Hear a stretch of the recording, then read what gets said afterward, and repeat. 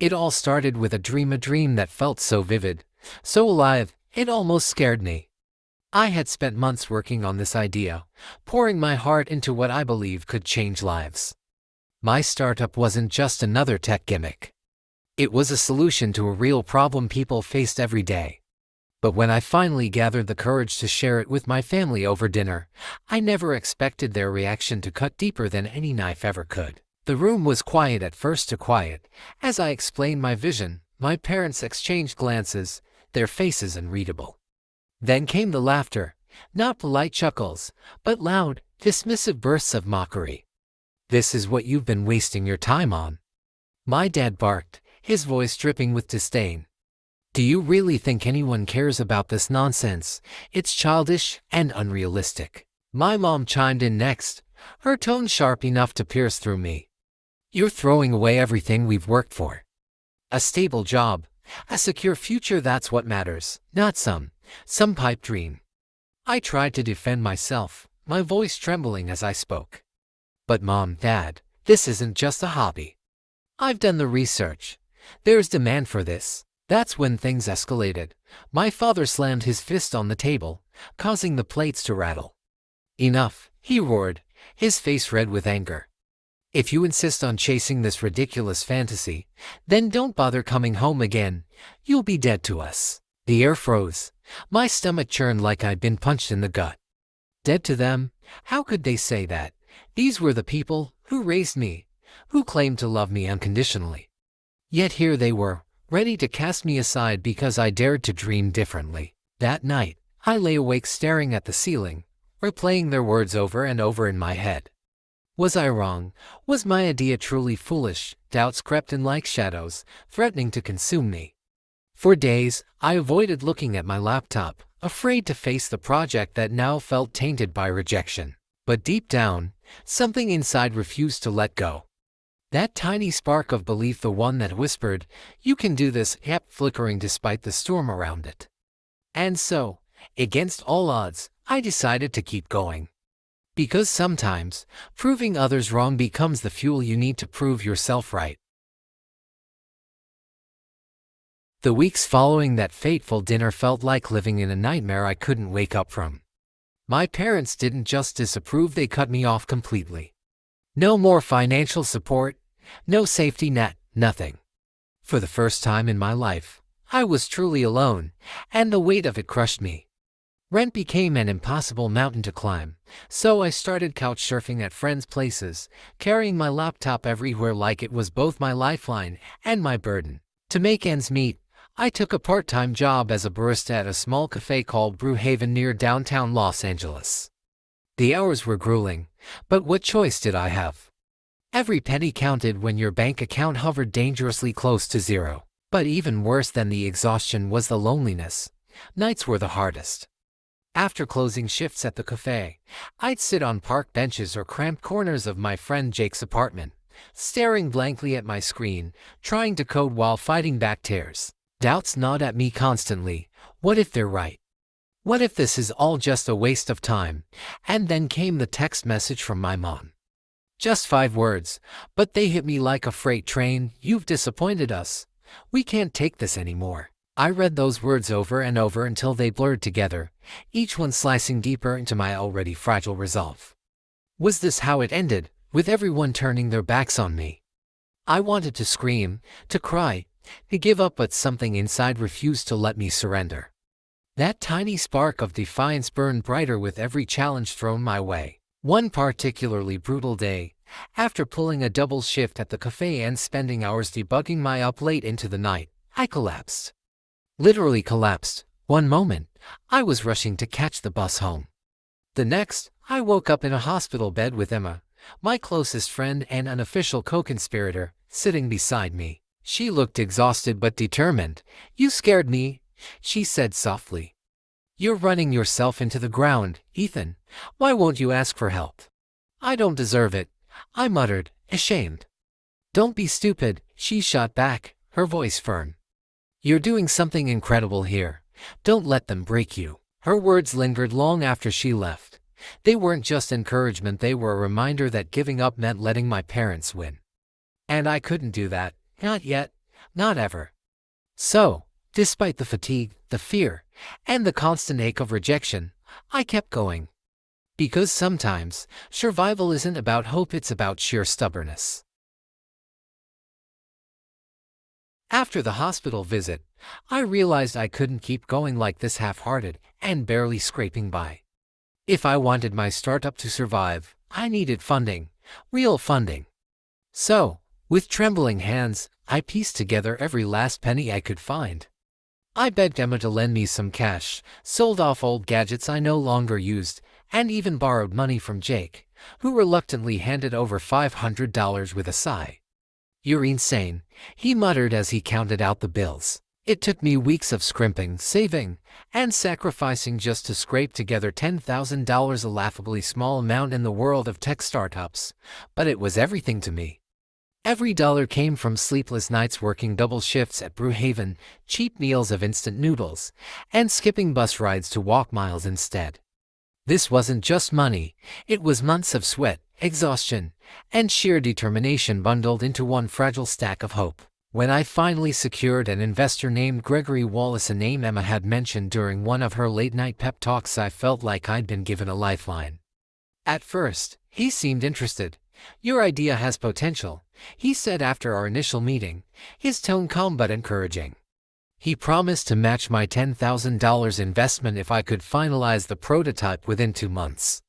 Desperate and hopeful, I agreed without hesitation. But hope can be a dangerous thing.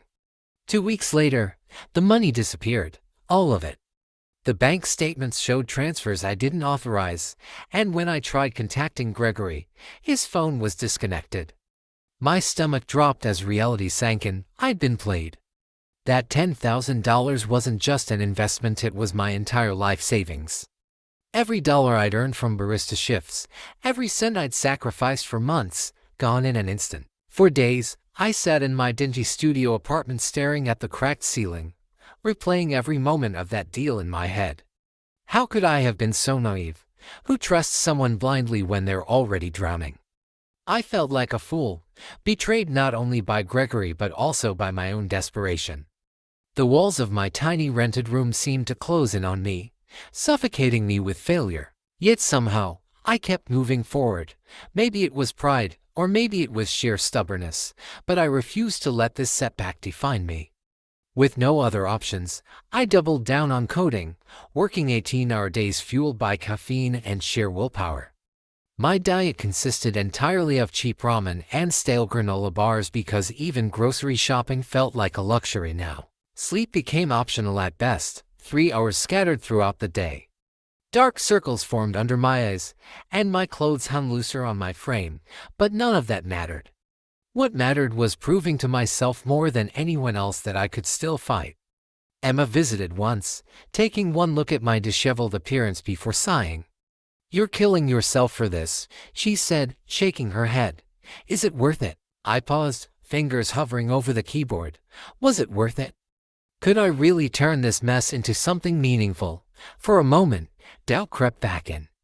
But then I remembered my father's voice, sharp and unyielding. "If you insist on chasing this ridiculous fantasy." No, I wouldn't let him or anyone else win. Not yet, not ever. So, I typed another line of code. And another. Because sometimes, resilience isn't about seeing light at the end of the tunnel. It's about crawling through the darkness anyway. Just when I thought I couldn't take another blow, something miraculous happened. After months of relentless coding and sleepless nights, my app, tentatively named Harmonia, finally caught the attention of a major client, Victoria Langley, CEO of a mid-sized tech firm in Silicon Valley. She reached out after stumbling upon Harmonia during a demo event hosted by a local startup incubator. Her email was brief but promising. "Your product addresses a real pain point. Let's discuss partnership opportunities." For the first time in what felt like forever, hope flickered back to life inside me. We scheduled a meeting at her sleek office in Palo Alto. Dressed in my only suit, a hand-me-down from Jake, I pitched Harmonia with everything I had. Victoria listened intently, nodding occasionally, and even smiled at one of my jokes. At the end of the presentation, she leaned back in her chair and said, "This has potential." Send over your proposal. We'll finalize the contract next week. I walked out of that building floating on air. Finally, it seemed like all my sacrifices were about to pay off. For days, I couldn't stop smiling. Even Emma noticed, teasing me with a grin. You look like you just won the lottery. But fate, as it often does, decided to test me once more. 2 days before signing the contract, Victoria called. Her tone was apologetic but firm. Ethan, I'm sorry, but our board isn't confident in your ability to scale this long term. Without additional funding or resources, it's too risky for us to proceed. The words hit me like a punch to the gut. Hours later, I found myself sitting on a park bench near Stanford University, staring blankly at the sunset. My mind raced with questions. Was I not good enough? Was Harmonia doomed to fail? The weight of failure pressed down so heavily that breathing felt impossible. Then, as if scripted by some cruel twist of irony, my phone buzzed. It was an unknown number. Hesitant, I answered. On the other end was Daniel Brooks, a seasoned angel investor who'd heard whispers of Harmonia through his network. I've seen your work, he began, his voice steady and professional. Impressive stuff. I'm willing to invest, but on one condition. You need to prove market viability within 6 months. Hit $50,000 in revenue, and I'll provide the capital you need to grow. 6 months, $50,000. Those numbers echoed in my head like a ticking clock. Failure wasn't an option anymore, it was a death sentence. Yet, beneath the fear, a spark ignited. This was my chance, my last lifeline, and I wasn't going to let it slip away. The weeks leading up to the acquisition deal were supposed to be a victory lap. Harmonia had exceeded expectations, hitting $75,000 in revenue within 6 months, well above Daniel Brooks' $50,000 target. Investors were lining up, and rumors of a 7-figure buyout swirled like wildfire. But just as I thought the hardest battles were behind me, disaster struck. Late one night, Jake called me into an emergency meeting with our small tech team. His face was pale, his voice trembling. Ethan, we've got a problem, he said, pulling up a string of error logs on his laptop. A critical bug in our system's backend had gone unnoticed for weeks. If triggered, it could corrupt user data and crash the entire platform. The implications were catastrophic. Not only would it destroy trust with users but also tank the acquisition deal. Panic surged through me. We had less than 3 weeks before the final negotiation with Victoria Langley's company, now spearheading the acquisition. Every second counted. For the next 14 days, I barely slept. My team and I worked around the clock, fueled by energy drinks and sheer desperation. Emma brought us food occasionally, shaking her head at our disheveled appearances. You're going to kill yourselves, she muttered, though her eyes betrayed pride in our determination. Finally, after what felt like an eternity, we patched the bug. Exhausted but relieved, I prepared for the final pitch. When I walked into that boardroom, I was greeted by stern faces and Victoria herself, who wasted no time tearing into my presentation. Your product shows promise, she began coldly, but scalability remains questionable. At best, this is worth $1.2 million. Her words hit hard, but I refused to back down. Drawing on every ounce of confidence I'd built over the past year, I countered with data, detailed analytics showing user growth, retention rates, and glowing testimonials from early adopters. Then, I revealed the cherry on top: a partnership agreement with a Fortune 500 company already in the works. Silence fell across the room as Victoria studied the documents. After what felt like an eternity, she leaned forward, a flicker of respect crossing her face. Impressive, she admitted. We'll raise the offer to $2.5 million. As I left the building, relief washed over me, but so did exhaustion. This journey had pushed me to my absolute limits. Yet, standing there under the California sun, I realized something profound. Success wasn't just about money, it was about proving to myself that I could rise above every obstacle thrown my way. The morning after the acquisition announcement, I woke up to a nightmare worse than any I'd faced during my startup journey. My phone buzzed incessantly with notifications, texts, calls, and social media alerts flooding in. At first, I thought it was congratulations from friends or colleagues. But as I scrolled through the chaos, my stomach sank. Headlines screamed across every major news outlet. Startup founders' parents demand share of $2.5 million deal, accompanied by photos of my parents at a press conference. They stood side by side on a hastily erected stage outside our childhood home, microphones in hand, looking both defiant and desperate. "We raised Ethan," my father declared, his voice booming with indignation. "Every dollar spent on his education, every meal we provided, it all contributed to this success. We deserve a share," my mother chimed in, holding up faded receipts for tuition and grocery bills as if they were evidence in a courtroom. The crowd of reporters scribbled furiously, snapping photos while peppering them with questions. Social media exploded. Some defended me, calling my parents opportunistic and greedy. Others criticized me, labeling me ungrateful and selfish for refusing to acknowledge their supposed sacrifices. Comments sections turned into battlegrounds, strangers dissecting my life as if it were public property. Even Daniel Brooks called me, concern evident in his tone. "Ethan, you need to address this before it spirals further." I felt like the ground had been ripped out from under me. These were the same people who once told me I was dead to them. Now, they were parading our family drama on national television, exploiting my hard-earned success for their gain. How could they do this? Worse still, how could anyone think I owed them anything after years of rejection and betrayal? That evening, Emma showed up at my apartment with pizza and wine, a rare indulgence these days. She found me sitting silently on the couch, staring blankly at the TV replaying clips of the press conference. "You okay?" she asked softly, setting the food down. "No," I admitted, my voice cracking. "How can they act like they built Harmonia when they tried so hard to tear it and me apart?" Emma sighed, handing me a slice of pizza, "Because shameless people will justify anything. But don't let them distract you, Ethan. This is your victory, not theirs." Her words grounded me, but the weight of public scrutiny lingered. For the first time, I felt truly alone, not because no one supported me, but because even those who claimed to love me seemed determined to take away what I'd fought so hard to achieve. The confrontation happened 3 days after the press conference, in the same house where my dreams had been dismissed as childish fantasies. My parents summoned me under the guise of family reconciliation, but I knew better. As soon as I stepped into the living room, the tension was palpable, thick enough to suffocate. My father sat rigidly at the dining table, arms crossed, his jaw clenched like steel. My mother stood by the window, wringing her hands nervously. "You've humiliated us," my father began, his voice sharp and accusatory. "We gave you everything, and how do you repay us? By throwing our sacrifices back in our faces on national TV."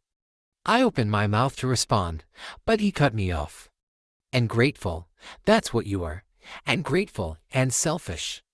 Do you have any idea what it feels like to see your own child smear your name across the news?" My chest tightened, but I forced myself to stay calm. "I didn't smear anyone's name," I said evenly. "You chose to air our family issues publicly. I never asked for this fight. Don't twist the truth." He snapped, slamming his fist on the table so hard that the glasses rattled. "You think we didn't sacrifice for you? Every penny we spent on your school, every meal we cooked you us." "No," I replied firmly, my voice steady despite the storm brewing inside me. "I don't owe you anything. You may have fed me and paid for my education, but you never supported who I wanted to be. If you truly cared about me, you would have stood by me when I needed you most, not turned your backs and told me I was dead to you." For a moment, silence fell over the room, heavy and suffocating. Then my mother burst into tears, her sobs echoing through the tense atmosphere. "How can you say that?" she cried, her voice trembling. "After all we've done." "And what exactly did you do?" I interrupted, my tone softening slightly but still resolute. "You provided the basics, yes, but love isn't just about food and tuition. Love is believing in someone, even when they fail. Love is giving them a chance to prove themselves. Where were you when I was working 18-hour days, eating ramen, and sleeping on couches? Where were you when I needed encouragement instead of judgment? Before she could answer, my father erupted again. Enough, he bellowed, rising from his seat. His face was red with fury as he pointed a finger at me. If you won't honor your family, then get out of my house. With that, he stormed out of the room, leaving behind a deafening silence. My mother collapsed into a chair, sobbing uncontrollably. For a fleeting second, I considered comforting her, but the anger and betrayal coursing through me held me back. Quietly, I turned and walked out, closing the door behind me.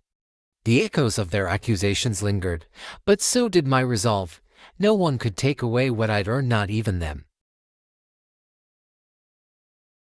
The courtroom was eerily quiet on the day of the verdict, the kind of silence that presses down on your chest like a weight. Months of legal battles had drained me emotionally, mentally, and financially. My parents sat across the aisle with their lawyer, their expressions unreadable but undeniably tense. I couldn't help but glance at them occasionally, memories of childhood dinners and family vacations flashing in my mind. It felt surreal to be here, fighting not just for my startup but for something deeper: my identity, my independence, my right to define success on my own terms. When the judge finally spoke, her voice cut through the tension like a blade. The court finds no legal basis for the plaintiff's claims. The assets generated by Harmonia are solely attributable to Ethan Carter's efforts as its founder. Relief washed over me, but it was bittersweet. Winning didn't feel like triumph, it felt like survival. As I gathered my papers and stood to leave, I caught my mother's gaze. Her eyes were wet with tears, filled with an emotion I couldn't quite place: anger, regret, sadness. Whatever it was, it mirrored how I felt inside, hollow yet resolute. Outside the courthouse, reporters swarmed around me, microphones thrust forward like weapons. "How does it feel to win against your own parents?" one asked. Another chimed in, "Do you think reconciliation is possible?" I took a deep breath, forcing myself to stay composed. This wasn't about winning or losing, I said firmly. It was about standing up for what's fair and protecting the boundaries necessary for personal growth. Love shouldn't come with conditions or demands. That night, alone in my apartment, I replayed the judge's words in my head. Legally, I had won. Morally, though, the victory felt incomplete. Family wasn't supposed to be transactional. Love wasn't meant to have strings attached. Yet here we were, fractured beyond repair because they refused to see value in anything outside their narrow definition of success. In a later interview, I reflected on everything I'd been through: the sleepless nights, the betrayals, the moments when giving up seemed easier than pushing forward. Success isn't just about money, I told the journalist. It's about believing in yourself when no one else does. It's about finding strength in vulnerability and resilience in failure.